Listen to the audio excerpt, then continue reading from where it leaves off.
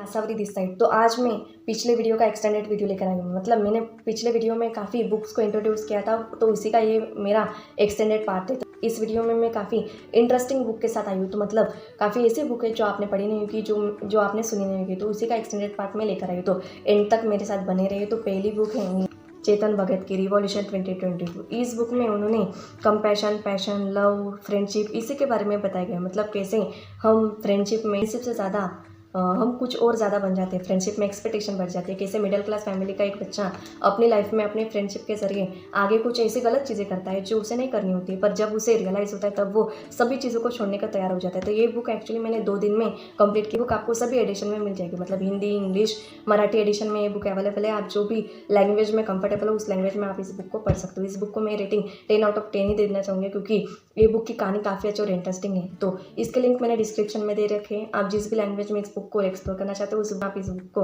ले सकते हो। उसकी लिंक भी मैंने डिस्क्रिप्शन में दे रखी। तो दूसरी बुक है ये द एंटरप्रेन्योर बाय शरद तांदड़े। शरद तांदड़े ने इस बुक में मेंटरशिप के बारे में बताया गया है, स्टार्टअप के बारे में बताया गया है, विजन के बारे में, मेंटर के बारे में और मेन इंपॉर्टेंट पैशन के बारे में बताया गया है। वो स्टार्टअप के बारे में इतने अवेयर हो चुके कि उन्हें लगता है कि हमें स्टार्टअप ही करना चाहिए, पर रियलिटी कुछ और ही होती है। स्टार्टअप करता तो हर जगह हमें स्टार्टअप ही मिलती है, इसलिए स्टार्टअप करना बहुत आसान नहीं है, बहुत मुश्किल भी नहीं है, पर आसान भी नहीं है। इसलिए इस बुक को आप ज़रूर पढ़िए, ताकि आपको भी स्टार्टअप करना है तो आप ज़रूर इस बुक से कुछ नॉलेज ले सको, इस बुक से कुछ ऐसी चीज़ें आप एब्जॉर्व कर सको जो आपको असल में करनी चाहिए। तो इस बुक में उन्होंने सभी तरह की बातें बताई गई। मतलब मेनली इन्होंने कॉन्ट्रैक्टर के विषय में ही ज़्यादा से ज़्यादा इस बुक में नॉलेज देने की ट्राई की। मतलब वो खुद कॉन्ट्रैक्टर थे, उसी के बारे में उन्होंने बताया कि कैसे हमें कॉन्ट्रैक्टर बनना है, कैसे हमें कॉन्ट्रैक्टर बन के काम करना है, कैसे टेंडर भरना है, कैसे हमें कौन से लाइसेंस लगते हैं, कौन से चीज़ें हमें सीखनी पड़ती है। तो इसी बुक में उन्होंने बताया। तो कॉन्ट्रैक्टर कैसे बनना है, कॉन्ट्रैक्टर की क्या क्या रिस्पॉन्सिबिलिटी होती है, कौन से लाइसेंस लेने चाहिए, वो सभी बातें इस बुक में बताई गई। काफ़ी अच्छी बुक है और इस बुक को भी एक्सप्लोर कर सकते हो। ये भी बुक आपको सभी एडिशन में मिल जाएगी, मतलब हिंदी, इंग्लिश और मराठी एडिशन में आपको मिल जाएगी। इसकी भी लिंक मैंने डिस्क्रिप्शन में दे रखी है, आपको लेना हो ले सकते हो। ये भी मैं 10 आउट ऑफ 10 ही देना चाहूँगी। उसके बाद ये सवाल ही जवाब है।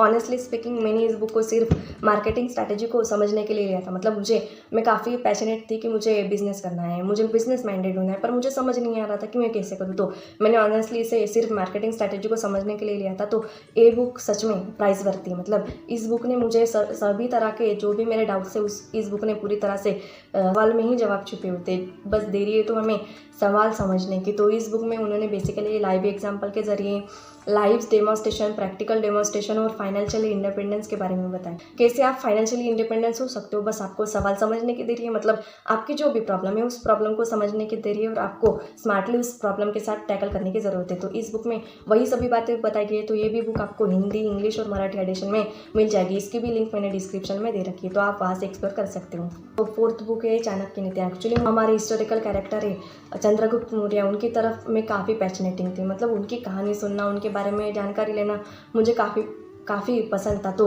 उसी के चलते मैंने चाणक्य नीति ये बुक बुला ली है। के साथ साथ उन्होंने अपने शिष्य मतलब चंद्रगुप्त मौर्य को पूरे साम्राज्य का मालिक बना दिया। उस इंसान को पढ़ना कितना बेहद ज़रूरी है, तो इस बुक में बताया गया। तो ये बुक भी आपको मराठी, हिंदी और इंग्लिश एडिशन में अवेलेबल है। इसकी भी लिंक मैंने डिस्क्रिप्शन में दे रखी है, तो आप वहाँ से भी इस बुक को एक्सप्लोर कर सकते हो। फिफ्थ बुक है आर्टिकल 370। आर्टिकल 370 में जो माधव गोडबोले हैं उन्होंने काफ़ी अच्छे से राइटिंग की। मतलब उन्होंने अच्छी तरह से एक्सप्लेन किया है कि कैसे आर्टिकल 370 काम करता है, कैसे उनमें सेशन से क्या क्या बातें आर्टिकल 370 में आती है, वो सभी बातें इस बुक में बताई गई है। जो यूपीएससी एस्पिरेंट है या कोई सिविल सर्विसेज की तैयारी कर रहे हैं उनके लिए काफ़ी महत्वपूर्ण और काफ़ी इंपॉर्टेंट बुक है। तो आप डेफिनेटली इस बुक को भी एक्सप्लोर कर सकते हो। ये भी काफ़ी अच्छी और बेहतरीन बुक है। आप काफ़ी लोग कश्मीर के बारे में बोलते, तो इसके ज़रिए आप कश्मीर की भी एक झलक देख सकते हो। मी यानी तुम्हें, इस बुक में उन्होंने काफ़ी अच्छे से एक्सप्लेन करा कि यूपीएससी असल में क्या है।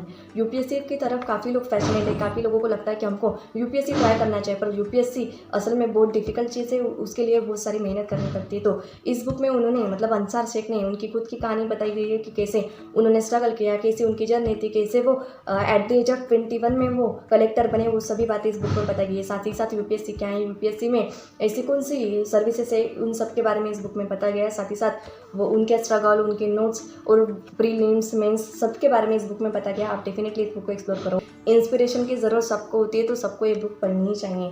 अगर आप यूपीएससी एस्पिरेंट हो तो डेफिनेटली आप पढ़ो ही पढ़ो इस बुक को। मस्ट रिकमेंडेड बुक है मेरी तरफ से। Last but not the least, मुझे जीके पढ़ने का काफ़ी शौक था। मैंने 8th स्टैंडर्ड में, हाँ नियरली 8th स्टैंडर्ड में मैंने इस जीके की बुक को लिया था। दोनों भी बुक को 8th स्टैंडर्ड में लिया था। मुझे लगता था कि मुझे जीके पढ़ना चाहिए, नॉलेजेबल होना चाहिए, नॉलेज आनी चाहिए, मुझे इंटेलिजेंट होनी चाहिए, इसलिए मैंने जीके की बुक को लिया था। तो आप भी ले सकते हो। इसके काफ़ी न्यू एडिशन भी अवेलेबल है, उसकी भी लिंक मैंने डिस्क्रिप्शन में दे रखी है। तो एक्चुअली 2018 का एडिशन है, मैं तब 8th स्टैंडर्ड में थी। इसका अभी नया एडिशन किया है, आप इस एडिशन को भी एक्सप्लोर कर सकते हो। इसकी भी मैंने लिंक डिस्क्रिप्शन में दे रखी है, तो आप डेफिनेटली इस बुक को भी एक्सप्लोर करो।